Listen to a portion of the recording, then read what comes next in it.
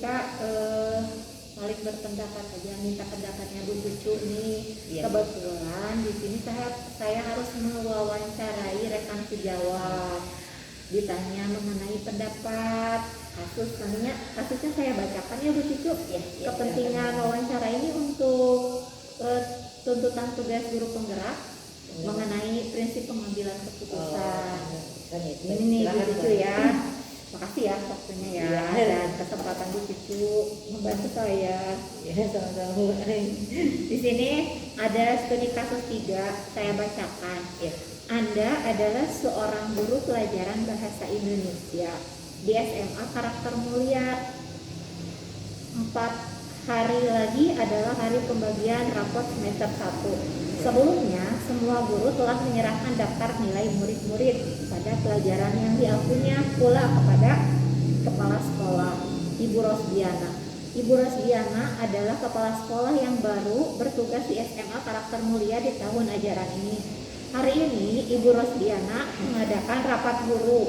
Ia membuka pertemuan dengan berterima kasih atas kerja keras para guru dalam mengajar murid-murid selama ini, dan juga telah mengumpulkan nilai rapot dengan tepat waktu.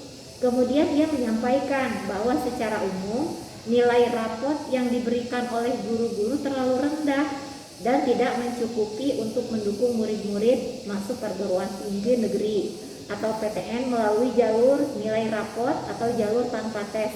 Ia dengan tegas menyatakan, kalau nilai rapot tetap seperti itu, maka murid-murid sekolah kita sampai kapanpun tidak pernah bisa diterima di PTN dengan jalur nilai rapot. Ia juga menyatakan bahwa salah satu target kerjanya di SMA Karakter Mulia adalah membuat 25% murid diterima di PTN dengan jalur rapot. Oleh karena itu, sejak murid-murid di kelas 10, nilai rapot mereka harus dibuat bagus dan menunjukkan grafik peningkatan. Ibu Rosdiana akhirnya meminta guru-guru untuk menaikkan nilai murid-murid 10 poin. Maka bila nilai murid 70, maka akan menjadi 80 dan seterusnya. Demi membantu masa depan mereka dan juga demi nama baik sekolah agar kepercayaan masyarakat meningkat bila banyak murid-murid sekolah ini yang diterima di PTN dengan jalur nilai rapot.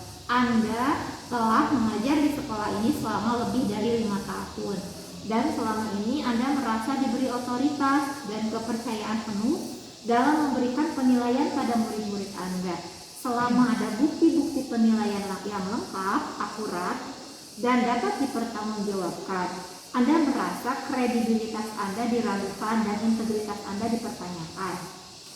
Nah, bila Anda meningkatkan apa yang akan Anda lakukan dan atas dasar apa Anda melakukan itu, nih Bu Cucu, kira-kira menurut Bu Cucu seperti apa yang akan diambil untuk menangani kasus seperti kasus tadi menurut pengambilan keputusan ya, kita sebagai guru sebagai guru gimana sudah memberikan nilai rapot sesuai dengan memang penilaian yang kita laksanakan dengan akurat bertanggung jawab. Ternyata hasilnya tidak memuaskan menurut kepala sekolah. Nah, padahal kita sudah menyampaikan menilai dengan buktinya. Kalau ini SMA ya, ini SMA sih, kasusnya sama ya, sama kita juga. Nah, sebetulnya kan di sini sudah jelas bahwa kita penilaian kita adalah karakter ya Bu. Karakter itu yang sangat mahal dan itu dibangun dari kejujuran. Karena itu kita sudah anak-anak sudah melakukan pembelajaran dan kita kasih penilaian dengan akurat dan tentunya kita sudah memberikan nilai sesuai perencanaan awal. KKM-nya pasti di atas KKM. Karena itu pasti guru atau saya gitu ya, terutama yang membuat nilai itu memang sudah sangat jelas pertimbangannya gitu. Walaupun kepala sekolahnya minta kita mengajukan poin gitu ya, mungkin saya akan menyampaikan aja ke guru tentang menjelaskan tentang bagaimana anak itu meraih nilai gitu ya. Prosesnya seperti itu juga dengan pertimbangan dan memang dengan hasil belajar yang sesuai. kalau tiba-tiba ditambahkan 10 poin agak itu ya agak kesulitan bagi saya. Cuman kalau itu akhirnya di rapat guru itu ternyata diputuskan gitu ya, kalau secara pribadi mungkin saya akan apa ya ya gitu ya secara pribadi ya, karena saya menghargai usaha anak-anak dan menghargai juga proses dan hasil dengan tadi desa sesuai.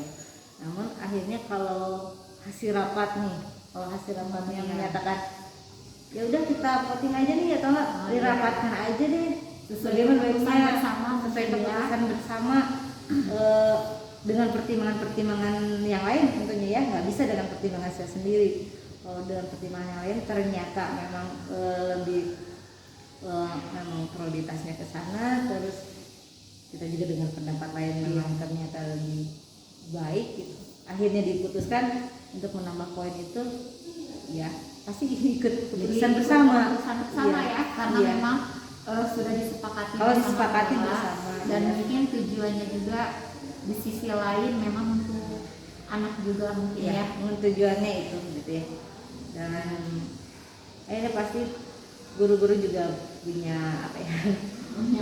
Alasan sendiri untuk menyetujui ya. Kalau itu saya ikut aja pesan bersama ya. Tapi tidak ada syaratnya kan, misalnya dari Bu Cucu misalnya ke anak setelah ngasih poin 10 ini gimana menurut Bu Cucu, apakah anak dikasih apalagi itu tugas tambahan atau apa?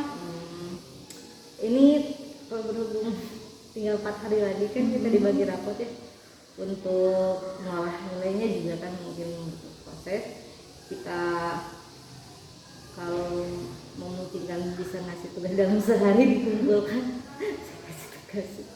Tapi kan ini udah diputuskan bersama ya. Iya, karena kita lihat juga tentang waktunya, kalau masih lama anak-anak bisa kita kasih tugas dan kasih kita penilaian kayak gitu. Besok harus selesai gitu. Jadi ikut aja gitu ya. Kalau saya juga setuju sih, karena memang kita juga mungkin mengikuti keputusan bersama yang disepakati, karena kita tidak bisa memutuskan sendiri. Betul. Walaupun kadang-kadang bertentangan dengan hati nurani, tapi karena keputusan bersama dan disepakati kita ikut keputusan terbanyak ya, suara terbanyak. Akhirnya kan gitu. Iya, kita menghargai dan kita kembalikan lagi ke hati nurani kita sebagai guru mungkin ya Bu Cucu. Intinya kembali lagi menolong anak menggunakan empati kita mungkin ya. Betul. Ya.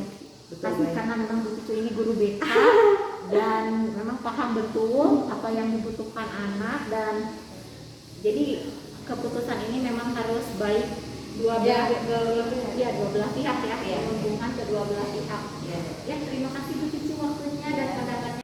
Saya setuju dengan pendapatnya Bu Cucu, karena kita tidak dapat mengambil keputusan sendiri atau sepihak, melainkan kita juga harus mengikuti keputusan yang telah disepakati bersama, tentunya demi kepentingan orang banyak, atas dasar empati diri kita sebagai seorang guru dan kasih sayang kita kepada murid. Prinsip yang mendasari keputusan yang diambil oleh rekan kerja saya dalam hal ini Bu Cucu ini adalah prinsip berbasis hasil akhir atau end-based thinking, yaitu mengerjakan apa yang dapat menghasilkan kebaikan terbesar untuk jumlah orang terbanyak, menguji konsekuensi dari suatu keputusan dengan memperkirakan hasil yang akan diharapkan, tentunya dengan memperkirakan kebahagiaan terbaik untuk orang terbanyak, walau harus mengesampingkan integritas kita, namun yang lebih utama adalah kepentingan dan